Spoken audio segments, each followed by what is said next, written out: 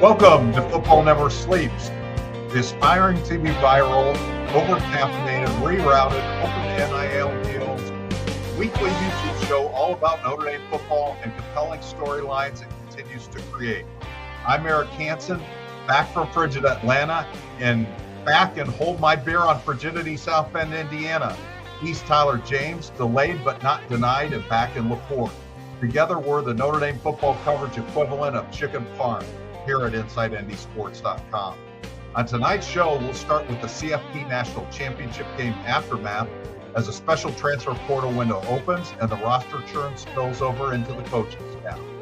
Lots to talk about regarding the 34-23 loss to Ohio State and Atlanta itself. Plus, we've got our own version of the 2-minute drill. A little recruiting, a whole lot of questions, so buckle up and fill up the question portal. Hell didn't freeze over, but Atlanta sure did. This is...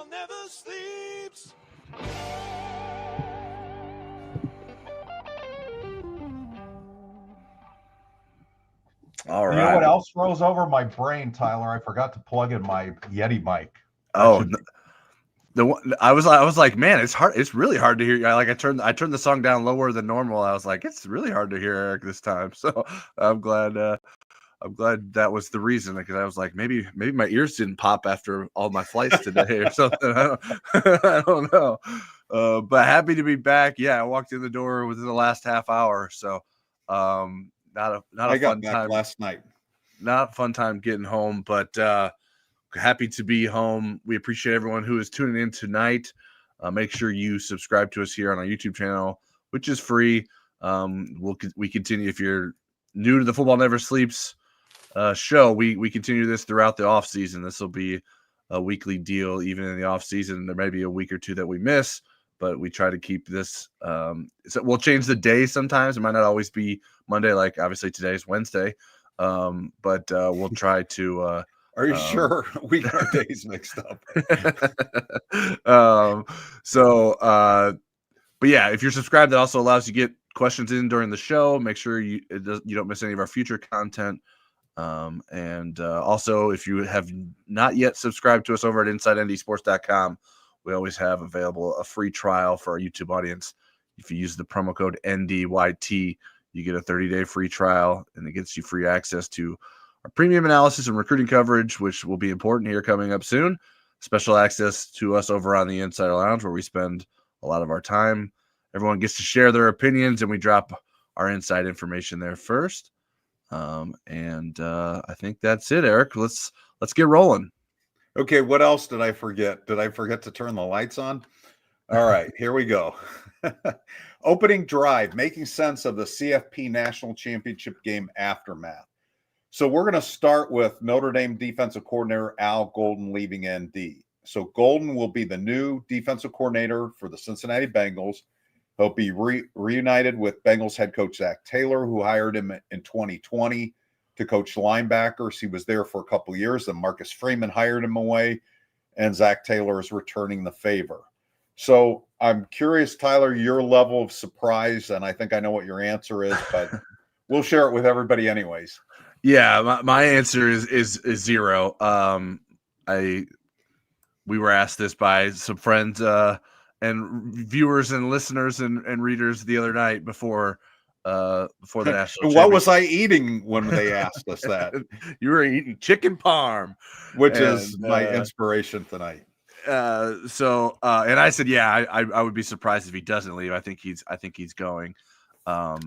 It just makes sense for him. Obviously from the Bengals perspective, why wouldn't they want to hire Al Golden?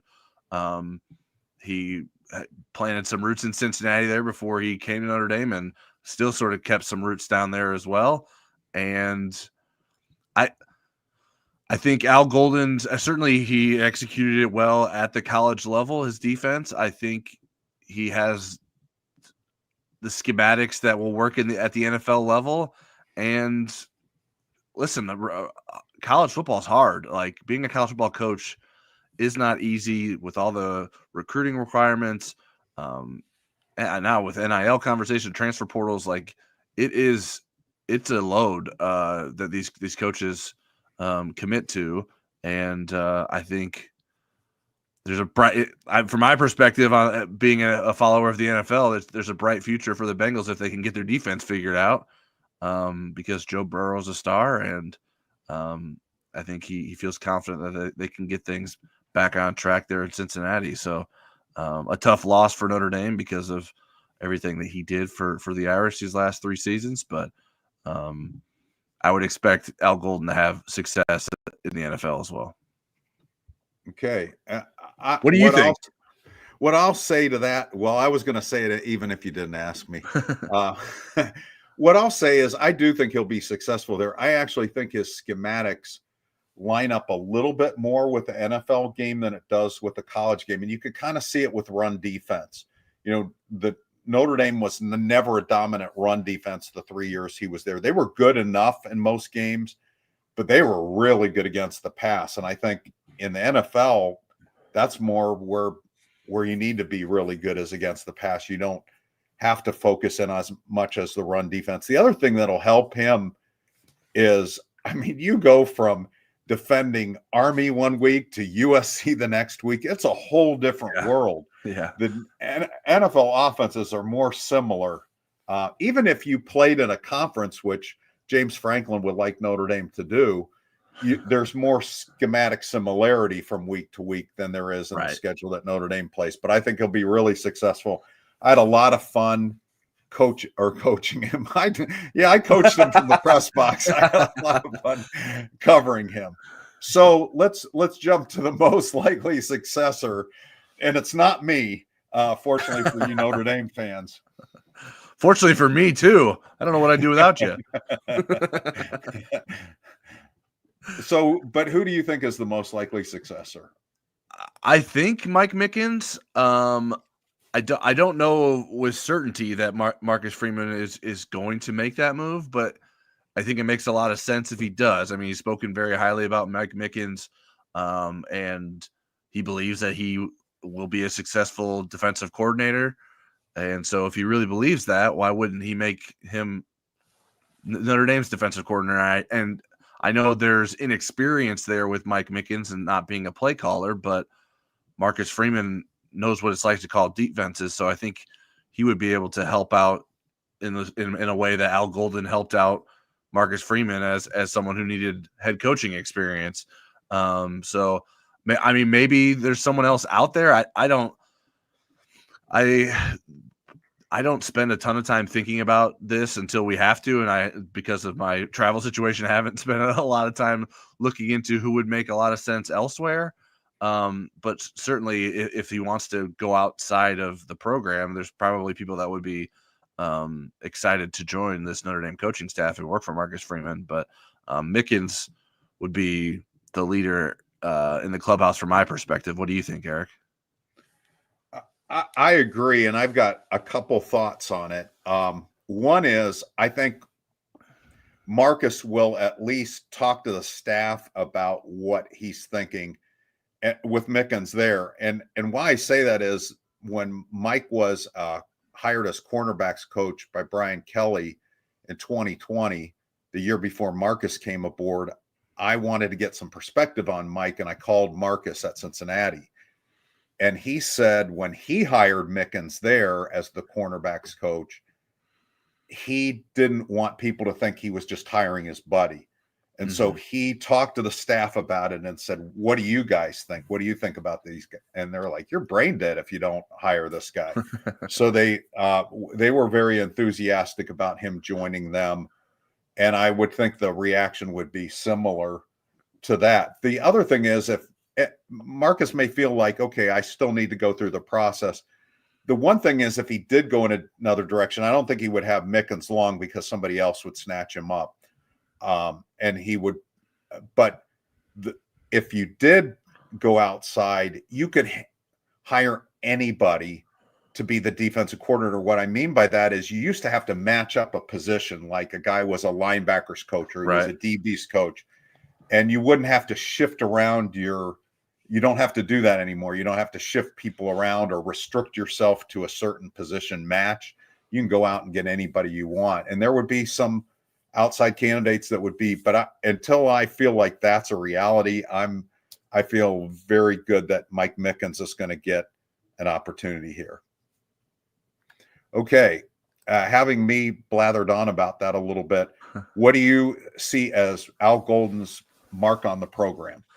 Yeah, I think he allowed Marcus Freeman to grow as a head coach without having to be concerned about the defense. I think that was obviously Al Golden, I think, proved to be one of the best defensive coordinators in college football.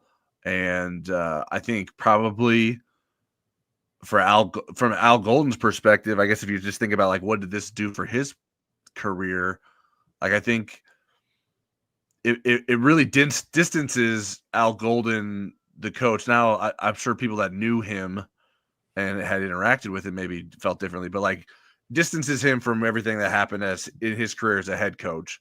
Like I think this is like Al Golden 2.0 is like this incredible defensive mind that has really, I think, rejuvenated his career with what he did at Notre Dame. He was an NFL position coach before he came here. Maybe would he have eventually become the coordinator at the Bengals if this didn't happen? Sure, I think that's a possibility, but I think if you're the guy that's stuck under the guy that got fired, maybe they're less likely to stay internally. And I think the resume shining that Al Golden did at Notre Dame probably made that a little bit easier for Zach Taylor to call up Al Golden for this defensive coordinator role. But yeah, I just think I had some questions about Al Golden as like, okay, how's he going to be as a guy that translates to these college players after spending some time in the NFL? But he really made it work. I think he really valued his time at Notre Dame and like the experience and the players and the relationships. So I think he did a lot of good things for Notre Dame, and things could have gone differently for Marcus Freeman if Al Golden wasn't the hire. I mean, that isn't to say that Notre Dame couldn't have gotten where it got without Al Golden, but the chances would have decreased, I think. So I think a very important part of the growth of Marcus Freeman as a head coach is the most important thing to me. I think he certainly contributed to the culture, and he also showed that you could run an NFL defense in college, which Brian Van Gorder made it seem like you couldn't. But I think the difference is Al Golden's scheme was a lot better, and Al Golden was 100 times better teacher. And he surrounded himself with really good coaches and teachers. And I think that's a selling point. You look at J.D. Bertrand and Marcus Leofau, for example, not guys that he recruited, but guys he helped develop. And I think walking in the door, neither of those guys is an NFL player. Walking out the door, they both were. Mm-hmm. And so I think that's something that Notre Dame can sell in recruiting is you come here, we're going to get you ready for the NFL. You got a chance to play for a national championship, and you get to hang out with Tyler, James, and Eric Hansen on Tuesday nights answering their questions. All right. You want to get into some questions from the audience? Let's do that. All right. JP says, great show, guys. If they promote Mickens, what would you think of Ryan Clark of ESPN as a defensive backs coach? I had not thought about that. I had not thought about who's Mickens' replacement. I haven't gone to the chicken and the egg thing that far enough down the line today with all the transfer portal stuff. Does Ryan Clark, do you know about his background beyond being a player? Do you know if he's done any coaching, Tyler? He's not done any to my knowledge, but I mean, if I'll search. If he has, I don't think it's at the college level. Maybe he's done some high school stuff or something, but I don't see anything popping up. He'd be fun to hang out with, that's for sure. And he loves Notre Dame. I mean, he is a big proponent for Notre Dame. But I would want somebody that had, I don't care if they just played in the NFL. I want somebody that is Mike Mickens' peer as far as coach. And I could see them hiring a safeties coach and Mike Mickens still having his hand in the cornerbacks a little bit just because he's so good at it. Mm-hmm. And then you would have a lot more help with the safeties. You wouldn't have to have Marty Biaggi doing that part-time or whatever. Yeah, it doesn't make a lot of sense to me that you would tap, especially especially, I mean, Mike Mickens is going to be a first-time coordinator in this hypothetical. Like, I don't know that you'd want to bring a first-time coach to coach defensive backs too. I think I think if this happens, like Mike Mickens should have a strong voice in this of who he would like to coach along with in terms of helping with the defensive backs. I would imagine Mike Mickens would still stay connected to that group, and they could figure out how to have someone help him and take a lot of those responsibilities off his plate. But he would still probably be a contributor there. I think if Tommy Zbikowski was a little bit farther down the road with his coaching and he didn't just jump back into the high school ranks or jump into the high school ranks, I think down the road he would be tremendous for Notre Dame. But he only has a couple of years at Brown. He was at Western Michigan as like a quality control guy, and now he's at St. Patrick's High in Chicago and a kick-ass podcast guest. All right. Outbound says, do we think Golden wants to or does take anyone on staff with him? I think he'd love to, but I don't know that those guys would necessarily want to go to the pros. Certainly Mickens, I couldn't see him going. I mean, Max Bola, I know he thinks the world of. I think Max is probably pretty happy being in the college game, and I don't know about, Al Washington, if that's somebody that he'd want to take. But I would think of those guys, Bola would be the most likely one that might want to go to the NFL, but I'm not anticipating that. Let's put it that way. Yeah, I think if you maybe pick one, Bola would maybe be that, but I don't know that I see that either.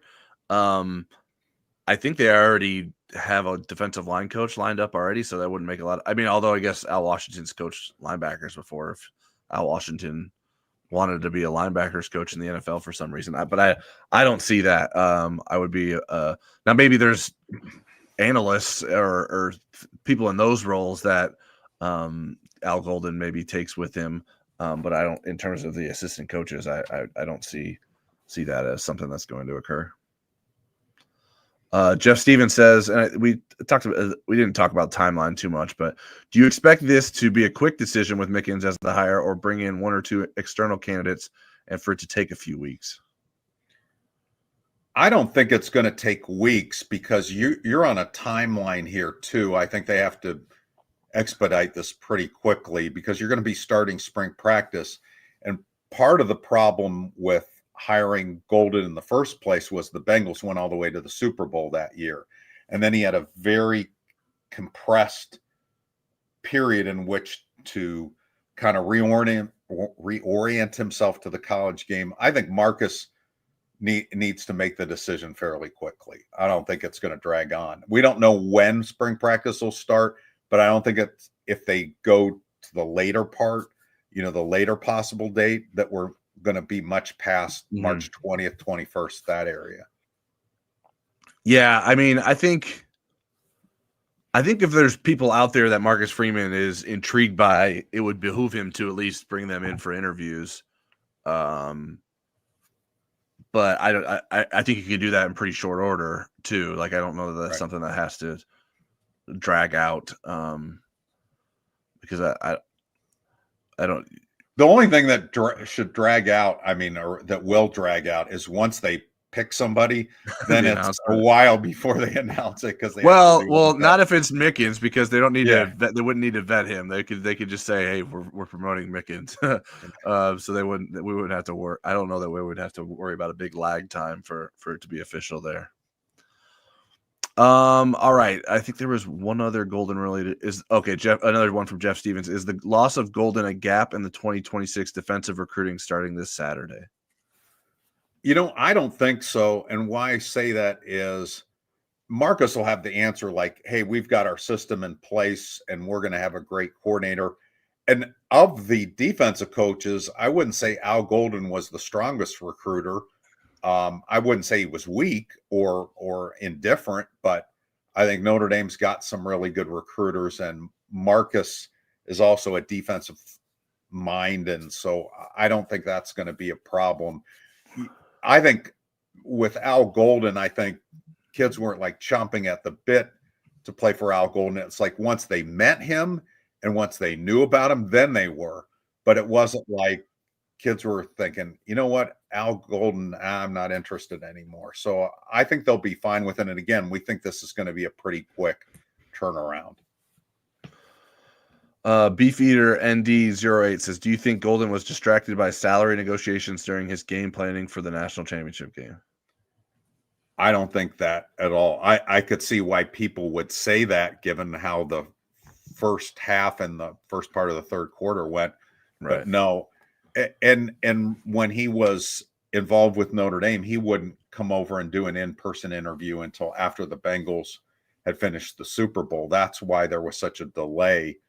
And so, no, what I know of Al's a guy with a lot of integrity and a guy that, I mean, even when he got asked about other stuff, he wouldn't even talk about it. So, nah, I'm not buying that. All right. Yeah, and I agree. I wholeheartedly agree with you. Like, I don't usually respond to a lot of the stuff that gets tweeted at me and stuff, but when I've seen that mentioned to me, I make a point to mention, like, no, I don't think that is something that had any impact in the game. I think Al Golden's professional. He's not the one negotiating it anyways. And I don't think it was something that had an impact on the outcome at all. I think Al Golden was totally focused on trying to win a national championship and doing it for these players that he cares a lot about. Ryan Urquhart asks, could Freeman back up a dump truck full of money at Jim Knowles' house? I suppose he could. I don't know why Jim Knowles would not want to still coach at Ohio State. I suppose he could. But what would be the motivation of doing that? He's highly paid at Ohio State. They just won a national championship. So I don't see that happening, but I suppose you could. I mean, then there are good candidates. I don't think that's a silly question, Ryan. That's the caliber that you would want to hire. With Jim in specific, I'm not sure that is the motivation that Jim Knowles would need. Yeah, I mean, if that's someone that Marcus Freeman is interested in, I think you make that call. And because right. Notre Dame has shown a willingness to spend at coordinator, so I don't think financials will be a limiting factor in what Notre Dame decides to do here. So could he? Yeah, I mean, I think he could. I think Notre Dame would give Marcus Freeman the resources to do that if that was what his choice was and was required. I think I asked this already, but I don't know that I chimed in. Did I do this one? Is the loss of Golden a gap in the 2026 defensive career? I think you just said I gave the definitive answer and then you just moved on. Yeah. So yeah, no, I don't think it'll make that big of a difference. Like Al Golden was an important part of what Notre Dame was selling, but he wasn't necessarily the one who was doing the selling. So I think with Marcus Freeman being a defensive coach, there's not going to be a lot of like, I need to make sure that you actually know what's going on defense before I continue to consider you. I don't think it will make a big impact on Notre Dame's defensive recruiting. Now, obviously, whoever replaces him needs to continue to coach at a high level to make sure that Notre Dame can continue to do that.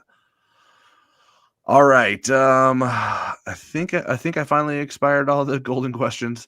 Okay. We can circle back to them. Yeah, let's do and let's get into the transfer portal stuff just so we make sure everyone's caught up on the news of today before we hop back into questions. How's that sound? Okay. So the transfer portal, I erased part of this. The transfer portal opened for a special window today, or not today. It actually opened yesterday for 5 days. So it goes from yesterday to the end of the day, Saturday. Anybody that played in the national championship game for Ohio State or Notre Dame is eligible to go into the transfer portal during that time. So Notre Dame had 3 players go in today. They had offensive guard Sam Pendleton, who just finished his sophomore season, Jaden Thomas and Deion Colsey, wide receivers who just finished their senior seasons, and there will be more Let's talk about these three first. Sam Pendleton, what are your thoughts about Sam Pendleton getting into the transfer portal? Yeah, certainly an important player for Notre Dame this season, and someone that could have eventually regained a starting role. I just think there's so many. It's a muddy picture there, and I think the fact that he was sort of pushed out of the starting lineup probably didn't make him feel the most confident that it was going to trend back in his direction. I think Notre Dame has tackles it may want to move into the interior, so that only adds to the competition at the guard position. So for him to want to go look for another opportunity, I think makes sense. And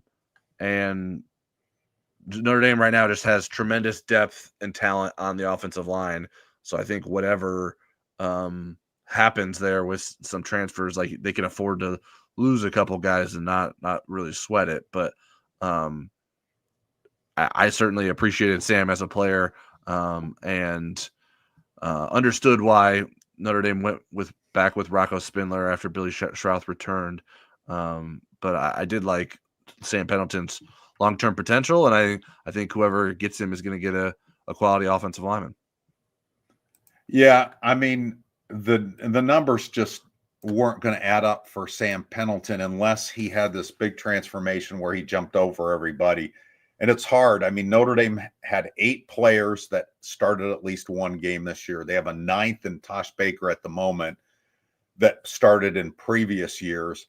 You had, at the beginning of today, you had 24 offensive linemen on the roster for next year. You have prodigies like Garby Lambert and now Will Black kind of waiting in the wings. And it just, there wasn't anything but a super, super narrow path to Sam Pendleton being a starter next year. And maybe the same thing the year after that and the year after that, as good as he was and as valuable as he was. So I don't blame him for jumping into the portal. Before we talk about the wide receivers, let me talk about the numbers a little bit too here. Again, at the beginning of the day, Notre Dame had 104 players eligible to come back next year. And then 3 guys jumped into the portal, so that number gets knocked down to 101. The 85 scholarship limit still is in play. It may not be, but it may be. And Notre Dame has to be prepared one way or the other, whatever Congress is going to do, whatever the courts are going to do.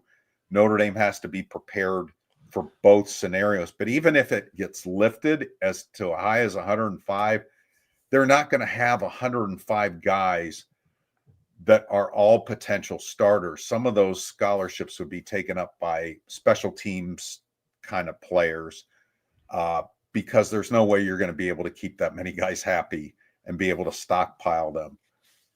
So when you start to look at who else might join the 3 today, look at the numbers of the position. We have a scholarship chart on our website, and I'd bookmark that and look at it every day. And you can see, well, if you're into it as much as we are, and see where the positions are heavy in numbers.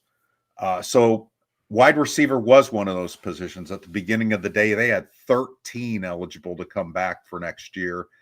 That number's knocked down to 11 with Jaden Thomas and Deion Colsey, both boundary receivers. Tyler, your thoughts on the boundary receiver situation, those 2 guys going in the portal? Yeah, not terribly surprising. I thought there was a chance Jaden Thomas would stick around. But I mean, both of them were guys that Notre Dame has recruited over in the transfer portal back-to-back years now. And so they were going to be stuck in a secondary role again going into next season. And Deion Colsey, I mean, he spent the season as a third-string guy, although they certainly played roles this season. Colsey less so as a receiver than Thomas in terms of a pass catcher. Yeah, I mean, Jaden Thomas is someone that I thought, like, at different points of his career, I thought there was maybe a chance that it would take off and he would become a bigger part of Notre Dame's offense, and that never really happened. Deion Colsey just never really got much momentum at all in terms of that during his Notre Dame career. It makes sense for those guys to try to prove themselves with one more season elsewhere. I started a question for later that has nothing to do with what we're talking about, but you'll think you were dreaming. Okay. So my thoughts on those two guys. I mean, they were great team players. I thought early in his career, Deion Colzie would be out the door pretty quick. He was very homesick. His mom, and he's talked about this, had PTSD from her military duty. He was very worried about her, but she really wanted him at Notre Dame. He grew up a lot, and I think he's got a chance. I think both of them have a chance to be really good players at their next school. They have their Notre Dame degrees, which is the whole point of it. And so I wish them well. I think Jaden Thomas would have been a really valuable rotational guy to have back. But Malachi Fields is the guy that probably is going to start and maybe the best receiver on the team next year. We'll see. Micah Gilbert is a real up-and-comer. We didn't see much of him during the year, but, man, we saw him in spring, and he looks pretty good. So it'll be interesting with that. And one thing I'll say about the transfer portal thing, I've been reading a lot of the feedback since I've been writing the stories today. So it's been on my timelines on the different social media. I think some people get offended that somebody would want to enter the transfer portal. We're just in a different era, and especially if it's a guy that has his Notre Dame degree. Yeah. You want to go play. You want to see if you can have the NFL dream. If you're the third string wide receiver at Notre Dame, you're probably not going to have that chance. But if you go to another school and get a chance to be a starter, you might get that chance. Deion Colzie is a heck of an athlete. And it'll be really interesting to see what he can make out of himself at his new school. Yeah, Notre Dame needs people to go to the transfer portal too. Like it's not just Notre Dame. This is good for the program that guys will filter out at some point if they're not top line guys. And now certainly Thomas was someone who played more of a role and certainly had some big plays even in the playoffs. But they have to keep churning the roster to be able to bring in talented players as well.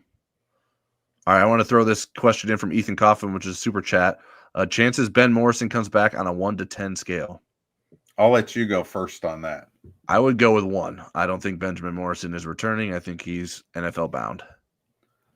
I would go with 0, but since it's 1 to 10, I will also go with 1. So I'm playing by the rules. Don't let it be said that I'm going off the board. Yeah, I don't see him coming back. I think he's got a great future. And Notre Dame will have some really good cornerbacks. They could have used Ben Morrison on Saturday night on Monday night. They don't play on Saturdays anymore. What am I thinking? So I appreciate the question, Ethan, and the tip. Yeah, thanks for the $2, Ethan. Much appreciated. All right. I think there were some other with Pendleton's decision to transfer out. Does that make you think Coogan and Spindler are looking to stay? I talked to Rocco after the game in the locker room, and he said he hadn't made up his mind. But it was interesting when he was talking about Notre Dame, he was saying they're going to be really good next year. So I was like, okay, well, you kind of tipped your hand a little bit. But if he's going to stay, I need to meet his parents, because when he was a recruit, I said, I want to party with them and I want to go over their house and eat chicken wings with them. And so I need to meet them next year if he is going to be here. I think he probably will go either to the NFL or he would go somewhere else. I could see Coogan staying. I wouldn't be surprised if Coogan stays. Even with Ashton, Coogan played really well, and he's really became part of the soul of this team. So I wouldn't be surprised. Yeah, I would think of the two, Coogan would be more likely. I think the way reading and listening to your interview with Rocco, I'm not sure that he knows if that's how much Notre Dame wants him back, or and if it makes sense for him to come back. I think those are some conversations that are probably being had in terms of what will happen. And maybe I think because the offensive line is such a competition, I'd be curious, like, if a lot of guys just try to figure out, okay, what's this look like once we get to the spring window, like, get a better sense of how things are playing out, because it's a little harder for Joe Rudolph to hide what he's thinking as it relates to the competition in the spring once they're in practice and stuff than knowing right now. Not that he's trying to fool them, but he's got to run guys out there, and those guys are going to be able to probably have a sense of who's playing the best and who maybe deserves those positions. And going back to Ethan's question and talking about Rocco, people might say, wait a second, I thought the window already closed on early NFL declarations. The Ohio State and the Notre Dame guys get, I think, 4 or 5 days to also do that. So it's running at the same time the transfer portal window's open, where they can also declare. The NFL gives them special permission to do that. All right. Xander Cruz says, will Ashton Craig be ready for week 1? I actually talked to Ashton down in Atlanta, and he thinks he will be. He said, I mean, he didn't want to get too firm on the timeline, but he said he's already doing stuff. He said he was told 6 to 9 months, so he did it in September. So that back that up, that would be like June if he's true on 9 months. But we've also seen there's a lot of mental comeback in that too, being able to trust your knee again. And so is he going to be 100%, even if he's physically in June? But his expectation is that he'll be ready for the season. That's what he's preparing for. But Notre Dame has to be prepared for either way. Yeah, and that would be like it's tough for like, hey, Pat Coogan come back and be our emergency guy, but like I think that would be, and maybe if Pat Coogan stays, they say, hey, Ashton Craig, maybe you should be maybe you can try a guard instead. We're happy with Pat at center. I think it's to be determined how that all is going to play out. But it's the fact that Ashton Craig believes he can be ready for the first week and seems like has been told that that's possible is a good thing.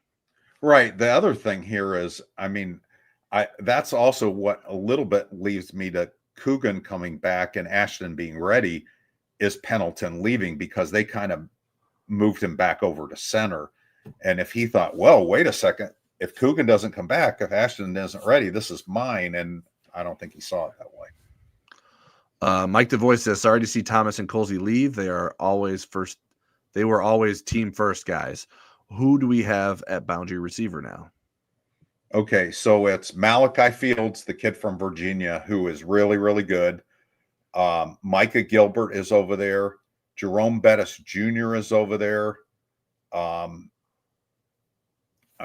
don't know that anybody else profiles at that position. I mean, Cam Williams could possibly be over there if he gets bigger. He's certainly got speed. And Notre Dame has had fast receivers at the boundary receiver before. They've had, guys that can run 4.4s over there. Let me see here. Yeah, I mean, I think Fields and Gilbert would be your likely top 2 guys at that position. I think that's what Notre Dame has, and will be. Yeah, there's nobody into this season with. I mean, maybe scrap Richardson down the road when he fills out, but I don't know that would be where he starts out at. All right. Looking for other portal related questions. I know we got some. Sean A says 4 guys in the portal so far. What's your over under for the total players that will enter? Okay, who's the 4th? I don't know. Okay. Well, there were 3 in December, so maybe he's lumping those into one.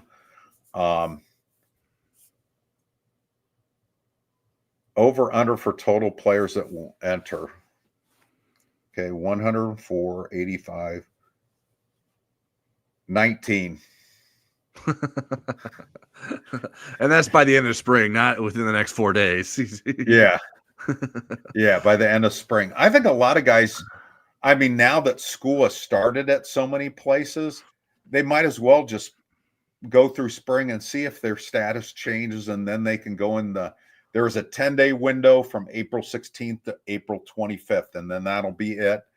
And so guys can hit the portal if they want to at that point. And Notre Dame can certainly add more people. And if that roster limit went up, they could add from the portal as well. Yeah, I mean, I don't think the number's going to be that high, because I don't think that we'll enter next season with an 85-man roster limit.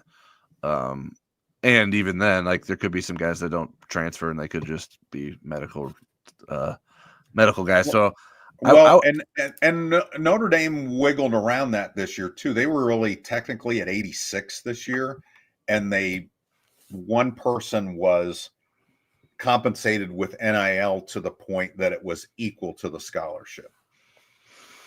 Yeah, so I don't know what the best number would be. I mean, probably including the 3 guys that are in there, I think maybe about 10 would be what I would guess it would be, something in that ballpark by the end of the spring.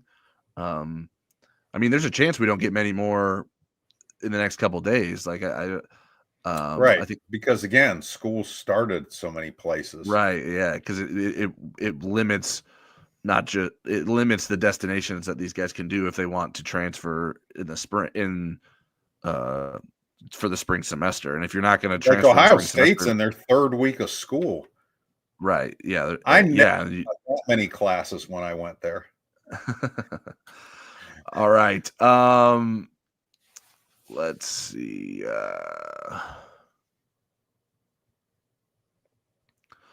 Brendan McCarthy says, we are an O-line, D-line program. How excited are you for the O-line and D-line next year? O-line big time. They're going to be, I think, really, really good, provided there's not 18 injuries there. I'm really impressed on what they can do. D-line, I really like how the edges are going to look next year. You get Botello back, Boubacar back. Josh Burnham is coming along. Junior Tuihalamaka is coming along. Bryce Young. Chris Burgess looks like he can play right now. Of the younger guys, the interior, I'm still not completely sold on. I think Rubio's going to be a better player next year than he was this year because he's going to be healthy if he doesn't have another hiccup with some kind of injury. And then you got Donovan Heinisch, and you've got some young guys where there's some potential there, but not the kind of guys that you see from the other teams in the playoff. And they did get a couple guys from the transfer portal, but I don't know. I mean, they're going to have to really develop those guys. That's where I think I'm not sure about Notre Dame's defensive line, but I do like the edges. Yeah, I think the offensive line, yeah, you have to be excited about. The defensive line is to be determined. I think obviously depends on the health of those guys that are returning from injuries from last season, because I think they have very good abilities in Jordan Botello and Boubacar Traore.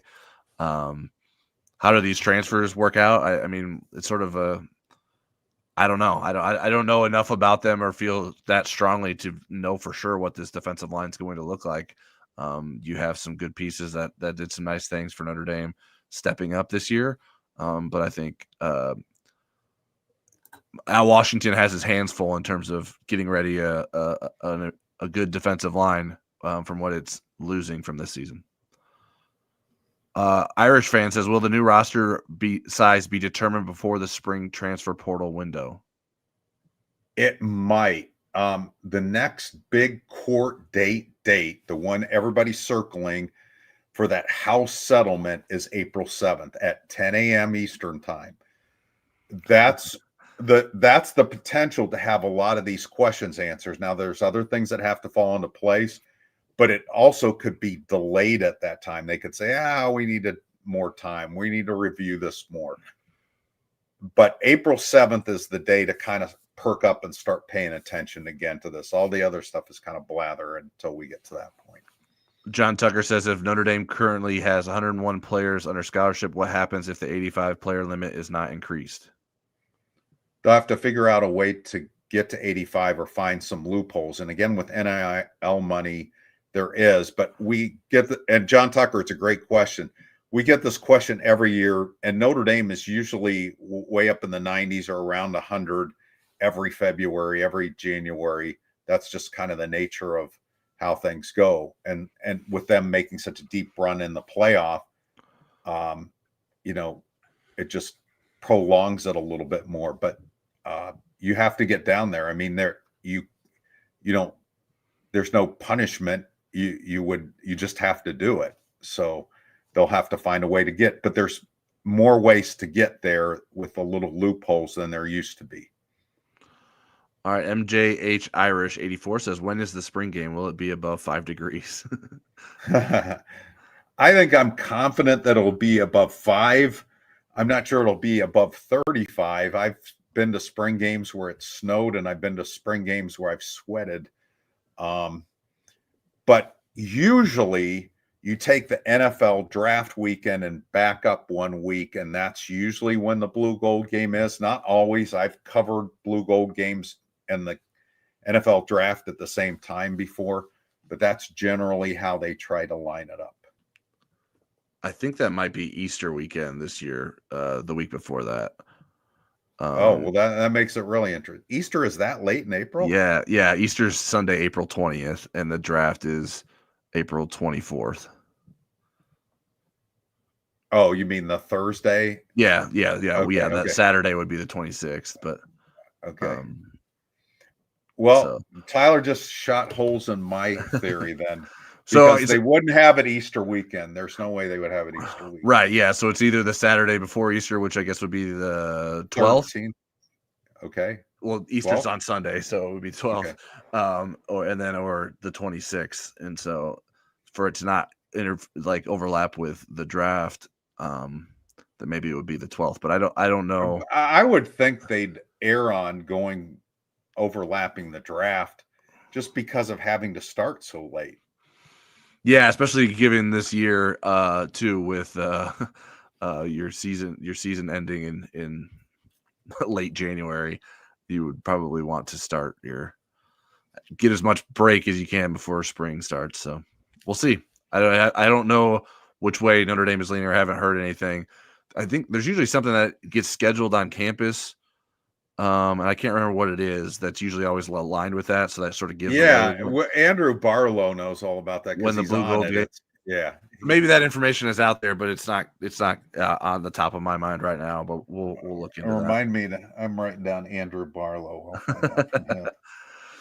All right. We've had a few questions about this, so let me get this in here. The one Beefeater asked? Yeah.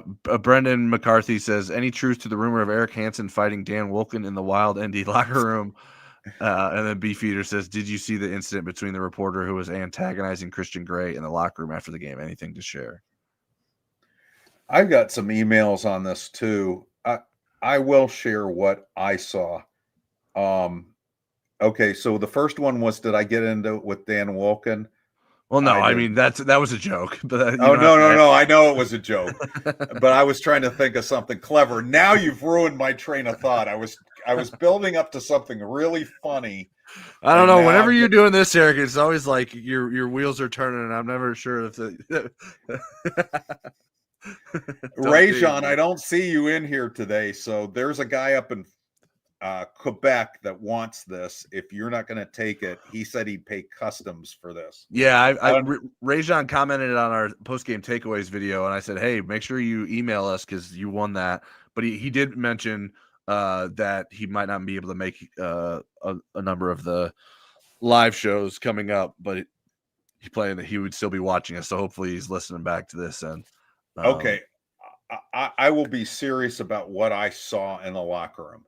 So this is kind of how it went. Let me set this up for you. So after the game, they had a press conference with Marcus and a couple of the players, Riley Leonard, and who was the other one, Tyler? Jack Kaiser. Jack Kaiser. Then they had a breakout room. That's where I was, so I can't tell any stories. Then they had a breakout room with 4 players. It was like Xavier Watts, and Jaden Greathouse and a couple other guys. And I actually went and interviewed Greathouse in there. And while that was still going on, then I left to go to the locker room because I knew they were going to open up and I could talk to anybody. And so I did. And when I went in there, I was, walking down one of the parts of the locker room, and I saw Ben Morrison start yelling at a reporter. Now, I didn't hear what the reporter initially said to Christian Gray, but Ben Morrison was pretty upset, and I've never seen him like that. And it was very out of character for him. So I didn't hear what the guy said, but he said he's a 19-year-old kid. He just had the biggest loss of his life. He called the reporter a coward for interviewing him and stuff. And again, I don't know the full context of it.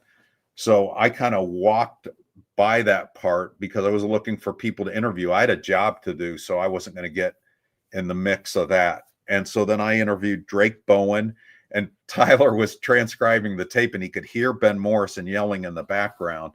Now, there were other versions there saying other players and maybe a coach got involved. I didn't see any of that, but I was in there to do my job. I wasn't in there to break up fights or to start fights or anything else. And really to hold my nose too, because it's not the most fragrant place. Yeah. But so I interviewed Drake, who was a little bit around the corner from the commotion, and then Rocco. And then I went back and talked to Jalen Sneed, which was near where the commotion was. I figured Jalen likes me, and if anything happens, he has my back. But what my experience was, those three players were as classy as could be. Nobody was rude to me. I didn't see them being rude in mass to a whole bunch of people. And I did hear shouting, and then I left the locker room because Al Golden was just outside the locker room, got a chance to talk to him. Again, got a chance to talk to Mike Denbrock right around in the same area. So I was doing my job. That's what I was most concerned with. So I did not do a good job of reporting what actually happened. But in my opinion, way overblown. Did it happen? Yes, something happened. But to me, it was way overblown. Yeah, I mean, the fact that it was called amateur hour, it's like, well, this is college football. This isn't the NFL. Like, I mean, I know a lot of these guys are getting paid now, but like, this is different, and they're not used to that. I was told, one thing I was told, and it would have pissed me off if I were a player, was that a reporter was asking other guys what they thought of Christian Gray's playing. And I think that would have been amateur hour. Yeah. And that would have made me mad as a player. It kind of makes me mad as a journalist. Yeah. All right. Ethan Coffin with another super chat. Thank you, Ethan. Anyone in the running back room to worry about to portal? I think, Ethan, you got to be realistic when you look at the running back room and you look at the numbers, because they're bringing in a guy with Tyler James's last name. And they already have, Jabron Payne will be back next year. You have the two freshmen. You have Jeremiah Love. And then you say, where does Jadarian Price fit in there?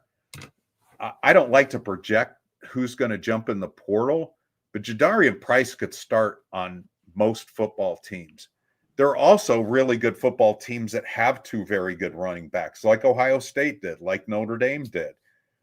So if a running back left, whether it be Jadarian or somebody else, that's not crazy. I mean, you can't give all those people the ball. As much as Dylan McCullough likes to rotate guys, that's a big number to try to rotate. And Jeremiah Love's going to get more carries next year.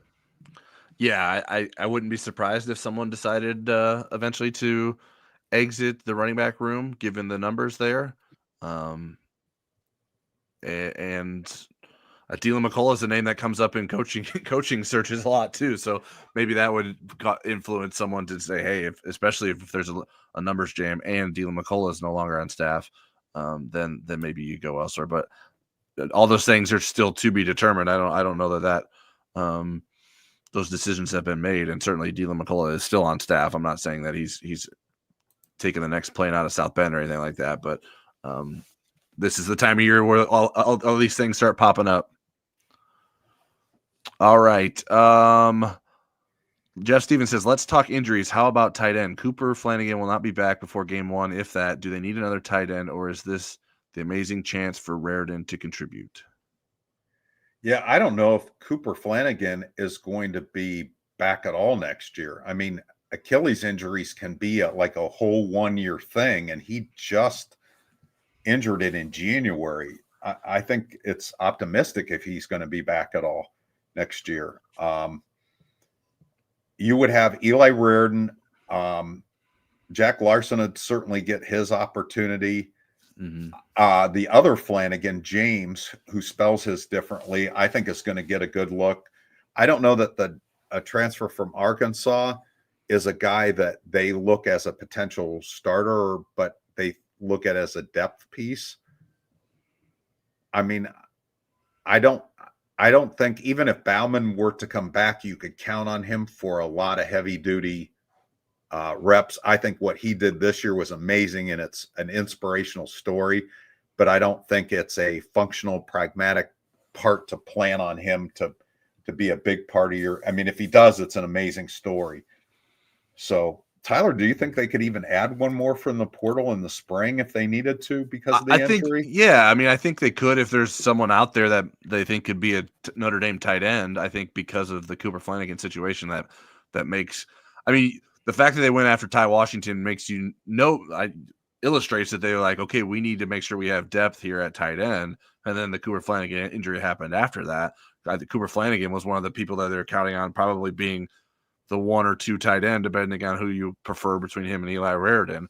And so I think it's something to re-examine. I know I had heard of other tight ends that Notre Dame had looked into that aren't Ty Washington. And so maybe and they were higher caliber is what you're trying to tell them?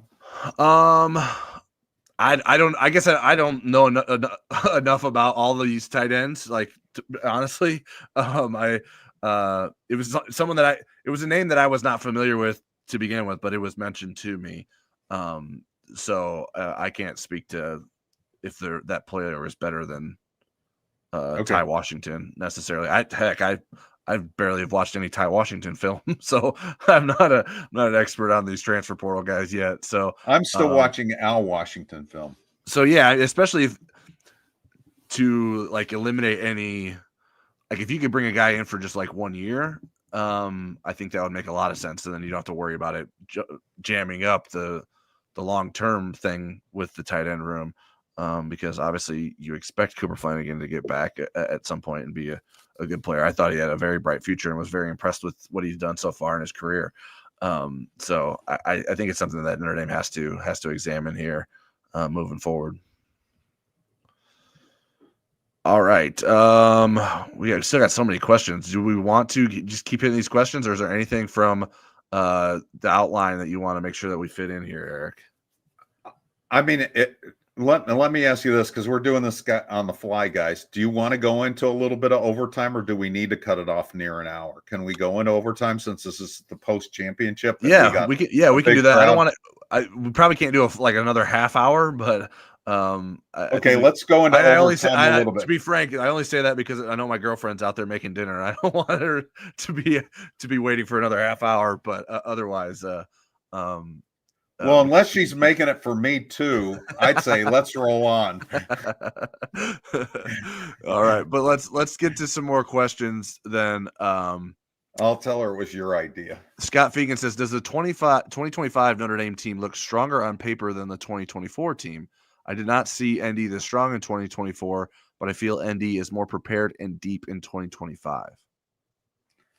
I don't know necessarily. I mean, there were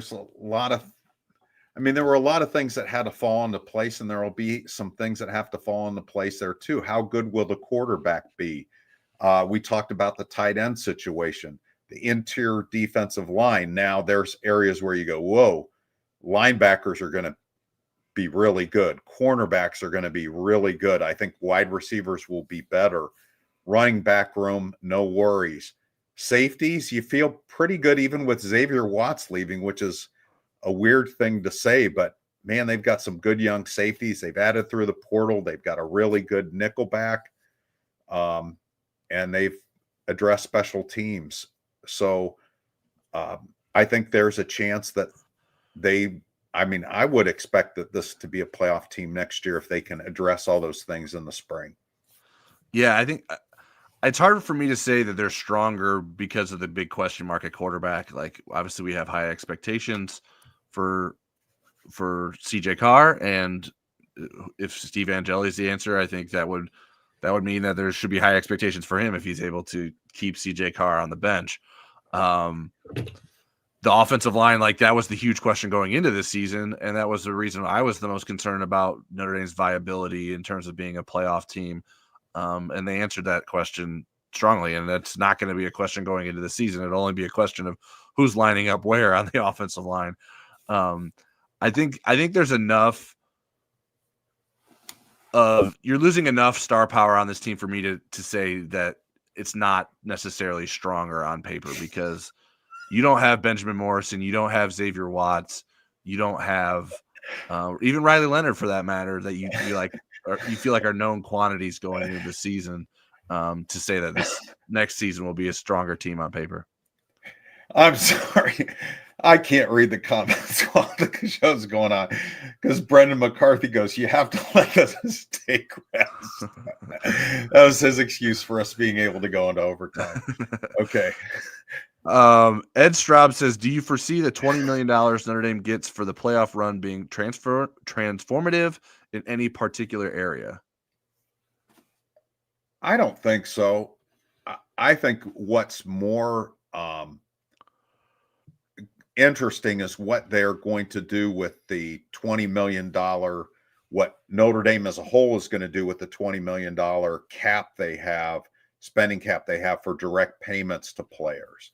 That's, I think, the $20 million question that's most interesting. As far as the playoff stuff, that kind of goes into the general coffers, and then they have lots of ways that they could spend that. But they have made such a financial commitment to the team even before they knew they were going to get that money.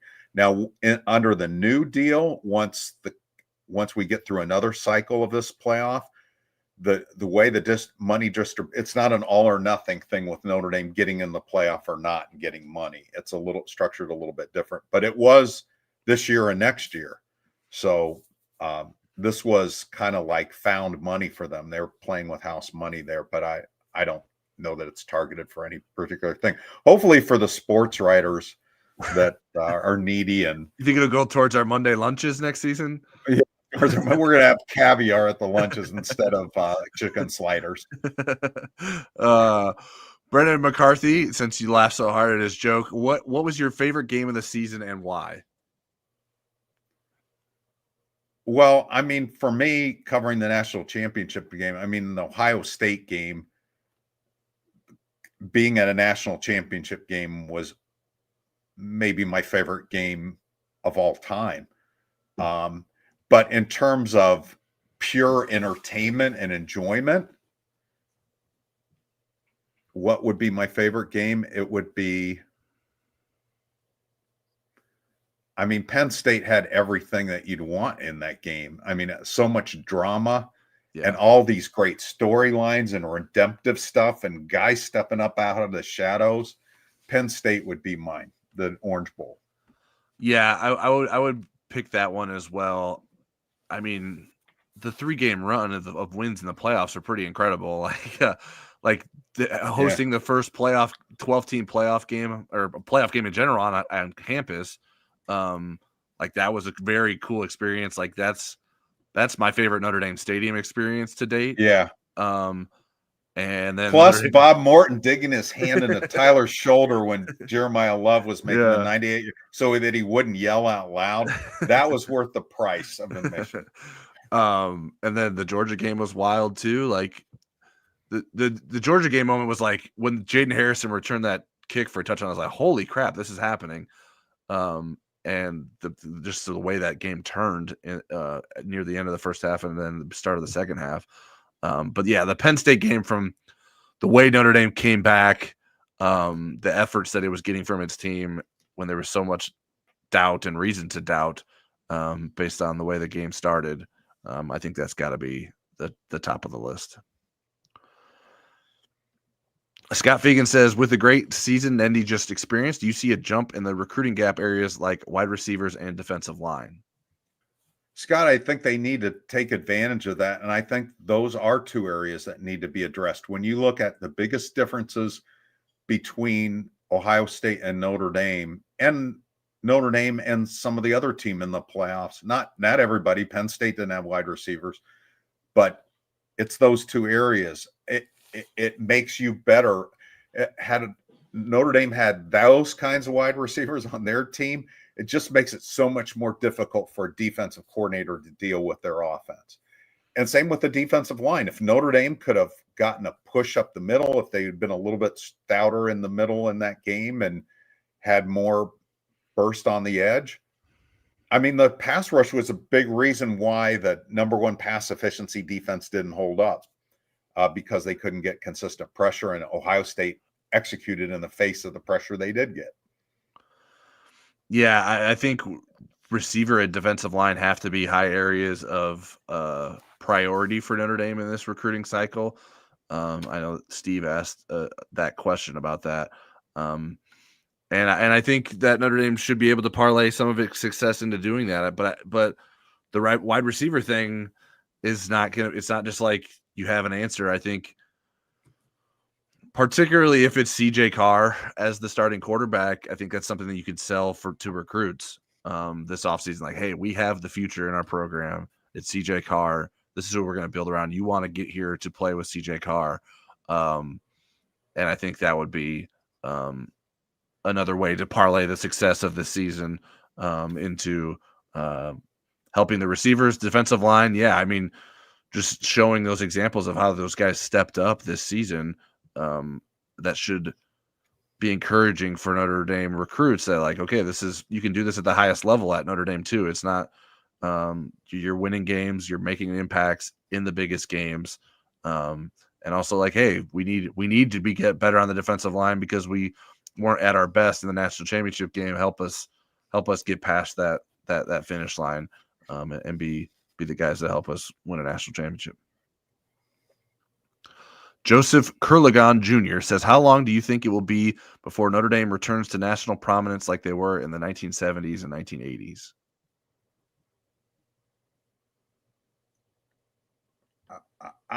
I don't think you can repeat eras because we're in a different era of college football. The way everything around football is different.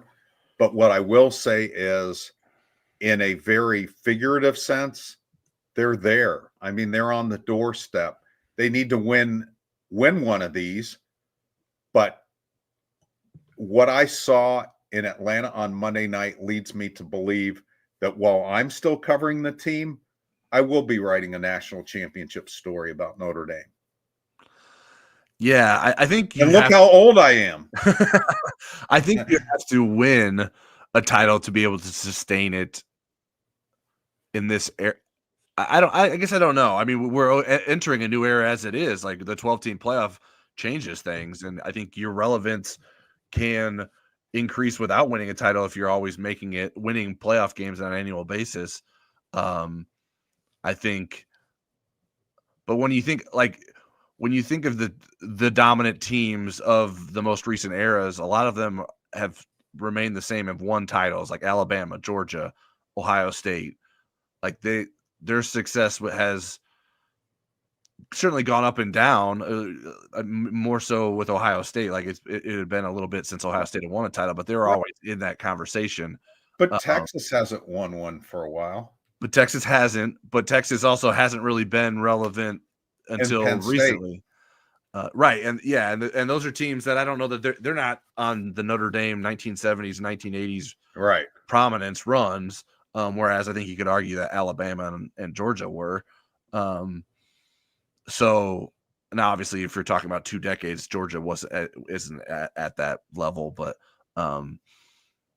so yeah, Kirby Smart, Georgia, yeah, definitely was. Sure. So yeah, I mean, I think Notre Dame's gonna have to win one to get there, and like Eric said, it could be sooner rather than later in terms of Notre Dame getting But ending its here's drought. what I'll say, and I think really, really, there's a lot. The one really cool thing about covering Notre Dame is how astute the fans are, and people that know football that aren't fans, that are just observers of the game, that are watching Notre Dame.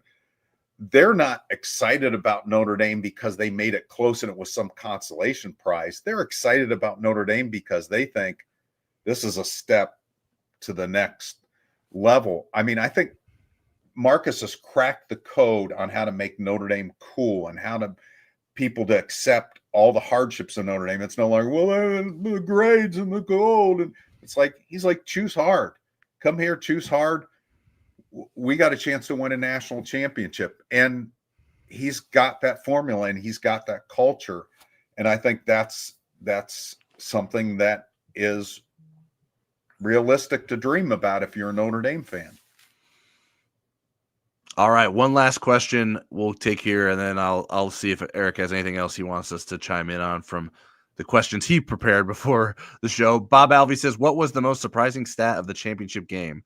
The number of passing yards, total rushing yards, or Howard's rushing yards? For me, it was the rushing differential that Ohio State clobbered Notre Dame in the rushing game as bad as they did. Now, when the score got to 31-7, there wasn't real practical to even those up, but that the rushing yards was that big of a difference, that was a surprise to me.